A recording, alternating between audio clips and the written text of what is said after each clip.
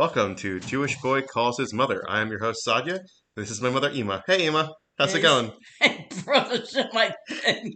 Okay, wonderful. I'm glad you're in such high spirits. This is great. All right, so the topic tonight, we were going to talk about keeping your cool, being able to stay calm, or what's the importance of keeping cool. Maybe it's not important to keep your cool. Maybe lose it a little bit. Maybe show some personality. Let's let's see. Let's decide what. Was it John Wayne who used to say to his leading ladies, "You look mighty pretty when you're angry, Sal"? They also used to beat their wives back in the day, no? Well, mm, Wasn't there like movie scenes where like a woman was being frantic and a man just came over and slapped her and told her to keep her cool? yeah, Jeez yeah, that was it. Louise. That was How, years ago. Yes, yes. how is that passable as like, oh my God, That was the tough, generation where tough? yeah, the tough generation where you were told if you showed any sign of like weakness or whatever emotion, you were told to suck it up and Keep your cool. keep. Aha, aha. So now we're There's a difference between sucking it up and not keeping. Okay, sucking it up would be what's sucking it up? okay. Sucking it up would be when you're going through a difficult situation Like what? and you're like what? Abortions. Okay, any difficult situation and you're you know expressing your feelings because you're upset or you're sad or you're this that.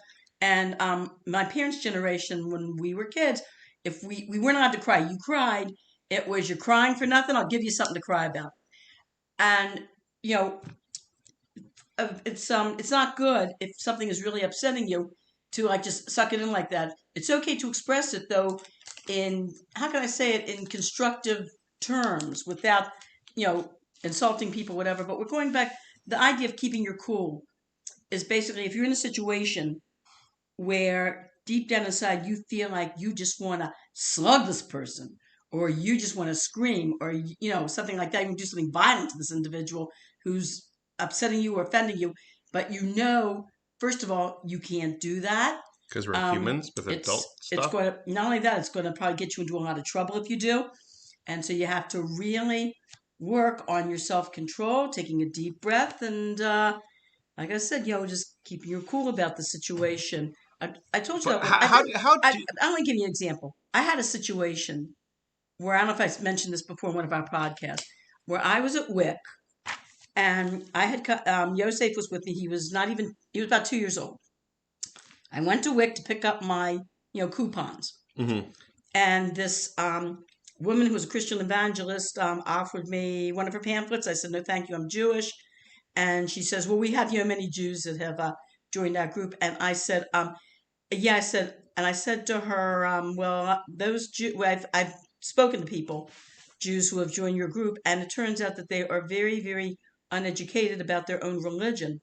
And, that's why they, you know, got involved in your philosophy. So she laid into me and she said, we are the real Jews. And you who say you're Jews are not. You're really children of the devil. Oh God. So now believe me, I really felt like slugging this woman right in the mouth. But I thought if I do that, the policeman who's standing a guard at the door of the WIC office will come over, put handcuffs on me. They will take Yosef away from me, put him in Child Protective Services temporarily. Child And Protective Services gonna knock I, it on my door. that's my line. I know. And I would have to call your father from downtown booking and he'd have to leave work and come over and bail me out. And what purpose would it serve? What purpose would it serve? Am I going to change this woman's mind? You're never So gonna change a woman's no. person's mind. Right. So what I did was, believe me, I held my breath, I put my hands down at my sides, and took a very deep breath. Very funny. Cut that out. Okay. My son is mimicking me. You can't see this No, on the air here, people. that's Yeah. for us Yeah. personally to Right. understand. So, and I said to her, Madam, I said, it's a free country, and you have the right to any religious philosophy you wish, especially if it makes a better person of you. Yeah, whatever. Like honestly, when I used to be a little more hot-headed growing up and being like more passionate and being like, no, I have to fight for this cause or this reason or that reason. And now I'm like, I don't care. Even if you're someone who like I would disagree with, there are some points, maybe some things get under my skin a little bit, but like I just have to learn how to keep my cool and calm myself down. I think what it is it's like you have to get more patience. I think the biggest frustration people have is they're would being too impulsive. They have to learn how to cut back on their impulsiveness because they have to think that everything is dire need, immediate, has to have a reaction as soon as possible. But not everything deserves a reaction, or not everything needs a reaction. I think also you hit a nail on the head here about a lot of times well, like I said, I was young once. I've got the pictures to prove it. Yes. And I remember being a very big, passionate leftist Mm-hmm. when I was in college before I grew up and went out in the working world and saw that the leftist philosophy does not work. It simply does not work. And What do you mean it doesn't work? well, let's go back to, we'll discuss that another time. But what it was, I remember um, a lot of the professors who pushed leftist philosophy would give us the impression that the world is going to die and explode if you don't get out there and convince people to take on these leftist policies, that the world is just going to collapse. Like Social And Security or WIC programs or things like that? then they were talking about, just in general, but like I don't want to go into particulars, but just this idea Okay, of okay, this, okay. this I'll like this, stop. like I'll you said, stop. this passionate, um, Yeah, it's anybody can be this very thing, passionate. Left, right doesn't matter. When but you're young, you're very passionate. You're like, but oh, I'll take on this everything. immediacy, that oh my God, Urgency, this there's urgency. urgency, Ugh, right? And as you get ugh. older, you see, wait a minute, that it's getting emotionally unhinged is is not going to convince anybody of what you're trying to the information trying to impart to them. And furthermore, you know what, the earth continues and life goes on, and you don't have to lose your cool and go crazy. Yeah, the Believe world's me, going to keep on it spinning. Things is, will balance yeah. themselves out, and there's no need to fret. I think that's what it is. I think when I see like older people get like angry about stuff or like impassioned about stuff, it just looks exhausting. It's like, how do you have the energy? Like, it's we're not getting into politics here or anything like that. But when you Hmm. see somebody who's We can save that for another time. yeah, I'll save it for another time. Um, just it's just I don't know. Like I'd rather listen to somebody who's calm, cool, and collected and explaining something very methodically and very you know step by step. Well, A, B, and C, D, E, and F. I can't deal with this. It's more newer now thanks to like the previous political uh, climate that like yelling and screaming your opinion is the new thing. Like that's the way you get a point across by yelling and screaming, and it just doesn't solve anything. It just rubs everyone else the wrong way. You wind up being in an echo chamber, and the people you're trying to influence or you're trying to have a conversation with, aren't going to listen to you. Like people aren't listening anymore. There's no more listening. It's just yelling and screaming at each other until you're blue in the face and like the world goes to hell in a handbasket. I remember when I was in eighth grade, I was part of a debating club Oh yeah, you in mentioned that junior high before. school, right?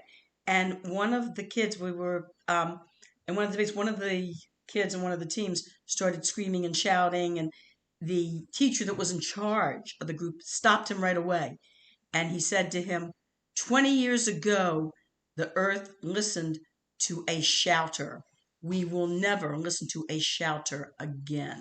Yeah. He was referring, of course, to Adolf Hitler, Yeah, of course. because I got that. I that got that. was 20 Because years 20 ago. years before, Yeah, because 1960s, and yeah, no, yeah. So I put two and two together. yeah, I'm pretty smart. so that was still on everybody's mind when when people would start to scream and shout and carry on whatever. People would right away think of I think what it is that yeah. because there's so much information nowadays, there everyone can legitimize anything they do nowadays. There's so many sources to do one thing or another, and it's just I honestly I don't see an end to it. It will come to an end eventually. Like this, nothing lasts forever. Um, but it's like people on both ends are just bringing up their own points, and they mention their points. The other person just ignores it, and the other person ignores it, and they continue talking about their own points, and they just ignore, and then nothing gets resolved until everything is just gone to wreck because no one wanted to do anything, or it's been a giant stalemate for the past who knows how long. Remember the Simon and Garfunkel song? Um, a man hears what he wants to hear and disregards the rest. Many wants to That's hear that. disregards the Yeah, rest that's of from the it. song "The Boxer." Yeah, I guess Yeah. it's always been. I guess it's always been around. There's nothing new under the sun, but I think it's more prevalent today. I would believe. What do you think? Maybe like they call this the information age, but do you think maybe we're coming to the point where I hate to say it, but too much information? Is that possible? Misinformation is possible. I don't think too much information. I think misinformation, and I think people would rather listen to misinformation because it makes them feel good than maybe critical thinking. What times in your life growing up? What specific incidences happened where you found? How did you? Well, I remember when you were a kid, you were a little bit of a hothead. How did you? How was your how to say evolution? Your evolutionary development that you finally got to the point. How like when you got to the point you realized, hey, I can't keep I you know honest using my fists on kids or yelling or screaming or when how did that happen? Honestly, I had Yeah. went through a few rough spots in my life where it was so intense and I had no control over it. And I realized I just have to stop trying to have control. And I just let go of my control. And I think those moments just made my life easier, where it's like I don't have to try to control everything. I don't have to try to keep everything in its own perfect alignment, that everything has to be exact and everything had to be this and that and the other. It got to a point where I realized that, there's no real reasoning. Just give, I don't want to sound too preachy, but like just give yourself over to a higher power and let things be. And once you do that, things just fall into place. They really do. It's like we're right now preparing for the wedding. And Mhm. like I'm not going nuts. I'm just taking one step at a time and things are falling into place. I'm not trying to control, I'm not trying to do anything, but just slowly get things done.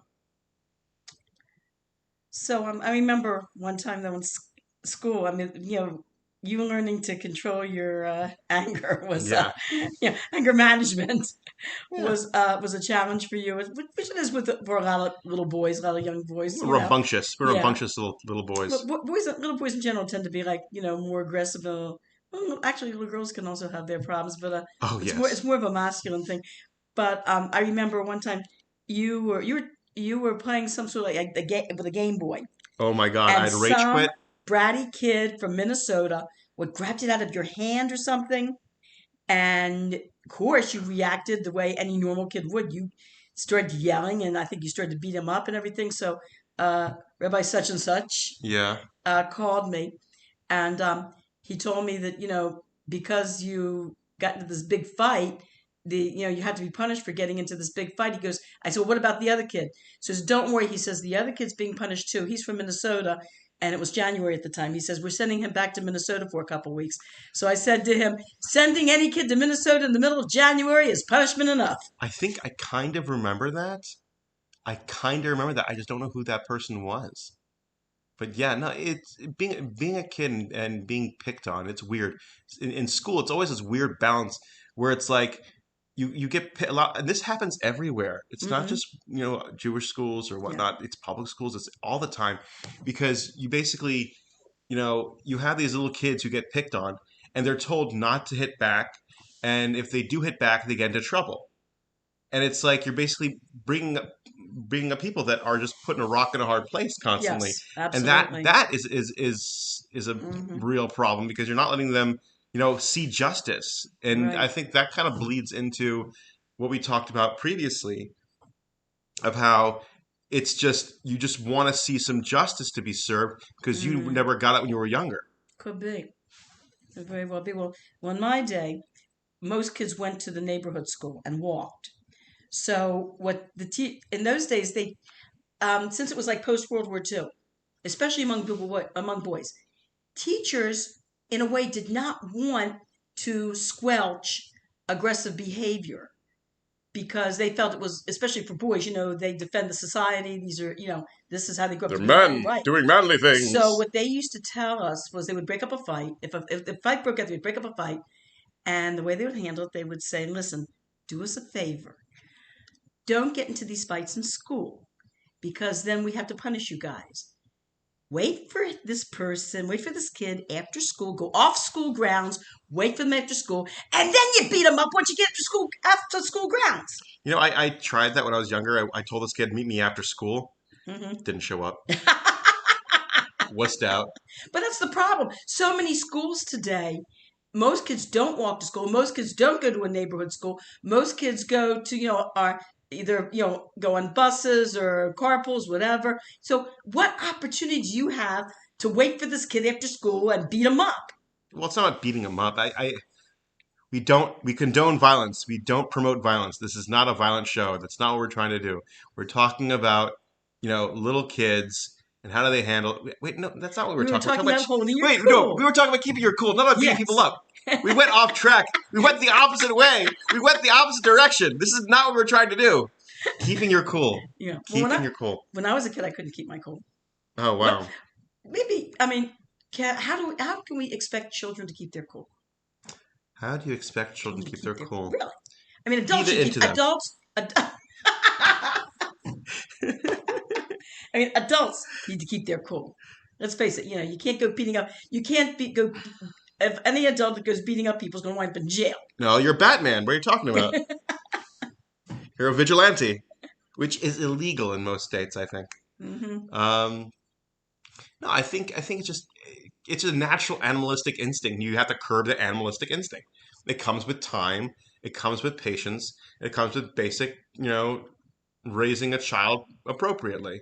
Well, all I know is that it took me a long time to learn how to keep my cool, and the way that I learned it as an adult was, I mean, I never, God forbid, used my hand on anybody except you kids, Yeah. but I never had, I never, of course, because again, would be against the law, would be an assault. But there were a few times when I really lost it as an adult with a couple people and really yelled at them, and it I didn't gain it didn't turn out well. I didn't gain anything from it. In fact, I lost. It ruined the whole relationship, and I didn't really accomplish anything. And after a while, I think I was like in my mid 30s when I, realized, what, forget it. You got to, no matter what, you just have to take a deep breath and deal with these people, these some of these obnoxious people in a very, very common. There was this one rabbi, Hmm. so-called rabbi. Um, there were these people, these poor people, that their land person was really he was really taking horrible advantage of them, and he was taking them to court. I think so that he was taking them to court to make them responsible to pay all these what he called damages that I know that they didn't do. Hmm. And these poor people didn't have two nickels to rub together. So I called this rabbi that had gotten involved in the situation and to tell him what was going on with this land person. And this rabbi yelled at me. He goes, "Are you trying to tell me how to do my business? Let me tell you about these people, how, you don't know the truth about them." And he said some nasty things about these people that I knew were like very, very. So I said that. So I said Well, to this rabbi, "So Rabbi such and such, don't you think that you should speak up when we see poor people like this, basically being taken advantage of by a landlord, in this situation?" And that's when he again yelled at me about telling him to do his business, yada yada. So I realized, it's not gonna. I just this I really kept my I really like I said, kept my cool. And I just said to this so-called rabbi, "Okay, Rabbi such and such, you thank you very much for your time. You have a nice day." And I just hung up the phone. And afterwards, I asked your father about this particular rabbi. I said, "What kind of reputation does Rabbi such and such have?" And so your father said to me, "A bad one. Why do that's you it. ask?" So this guy, people didn't take too much stock in this guy as a so-called rabbi anyway. Yeah, like if so, the thing is, when you're younger, you think everyone's attacking you, but you think that no one is listening to you or understanding you. So when someone's attacking you, you feel very alone. But when you get older, you realize like, oh, I can't be the only person this guy's been yelling at. I can't be the only person that's been dealing with this. Clearly, this guy is a nut job or whatnot. I can comfortably say that I'm better than them or better than in that situation, so I can keep my cool and be more relaxed at what's going on. When you're a kid, that's not entering your mind. You're just seeing things at face value. Where like this person's attacking me, this person doesn't care about me, and I got nothing else but myself to defend. Well, I'm going to defend it till the end of the earth. Mm. And that's really what happens is, as you get older, you realize there's more of a community around you, and I think that's really what happens when you keep your cool. Is just you realize that there's more to the picture and there's less to worry about. Okay. All right, and that's our time. You have a nice Shabbos, honey. All right, love Love you. you. Bye bye. Bye-bye.